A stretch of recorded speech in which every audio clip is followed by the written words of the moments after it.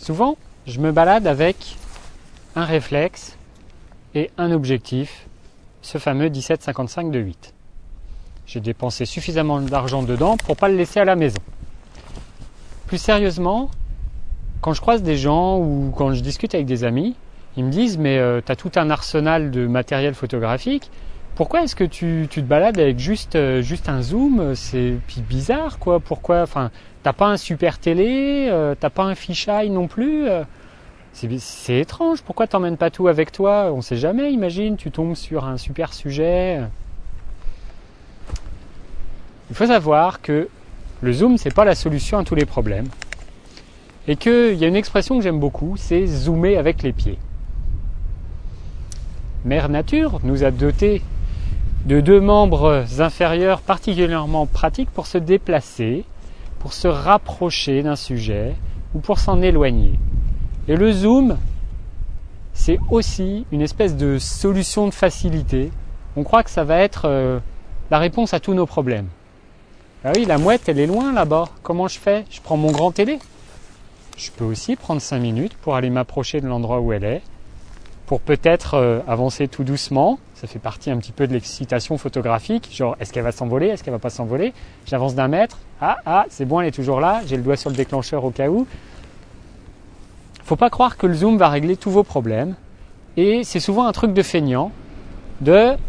Pour reprendre mon exemple de voyage organisé, c'est je sors du car, je sors mon appareil et je fais ma photo.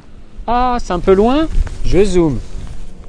C'est encore trop loin, bouge pas Dédé, amène-moi le 600 mm.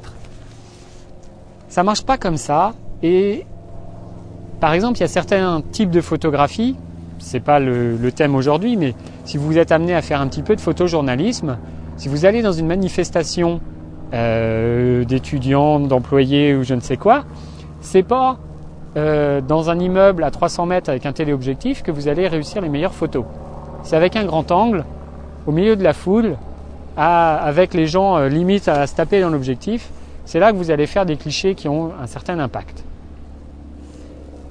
Donc l'erreur aussi du débutant, c'est de se dire, une fois que j'ai acheté mon réflexe avec son zoom livré avec le kit, parce que je savais pas trop quoi faire, c'est vite, il me faut un 75-300. Ah, t'es sûr que 300 ça va être suffisant?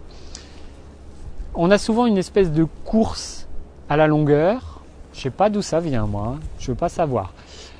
Et c'est finalement une grosse erreur parce que la majeure partie des photos peuvent être réussies avec des focales assez basiques entre 17 et 50 mm en équivalent APS-C. Donc un 28-70 équivalent 24-36. Alors, dans notre cas ici, il y a des tas de photos à faire. Je vous ai dit tout à l'heure, isoler des détails. J'ai sorti, pour frimer un petit peu, mon 70-200. Puis il était un peu à l'ombre dans son sac, donc il s'ennuyait.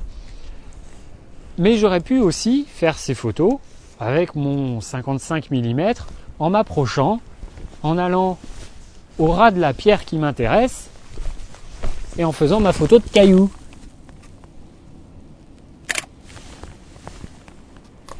La perspective peut changer un petit peu. C'est le principe de ce type de, on va dire, d'un grand angle versus un téléobjectif. Mais on peut réussir des photos de paysages en s'approchant, en s'éloignant. Et on voit aussi, c'est comme ça, qu'on voit les plans qui changent les uns par rapport aux autres. Si vous ne bougez pas d'un endroit et que vous faites des photos avec des focales différentes, elles vont se ressembler beaucoup. Si ici je fais toute une série de photos, même avec des focales différentes, je vais avoir toujours le même étagement des plans, mes rochers au premier plan, une avancée d'autres rochers un peu plus loin et l'horizon. Peut-être qu'en prenant un petit peu de hauteur, là, par exemple, si on allait là-haut, on a déjà un autre point de vue. Je suis pas là pour faire de l'escalade, mais je pourrais monter encore plus haut. Bref, en changeant de point de vue, horizontalement ou verticalement, je gagne mes photos s'enrichissent parce que j'ai des photos très différentes, avec des plans différents, avec d'autres personnes éventuellement inclus ou non sur mes photos. Il y a vraiment beaucoup de choses à faire avec ses pieds et non pas juste avec un super téléobjectif.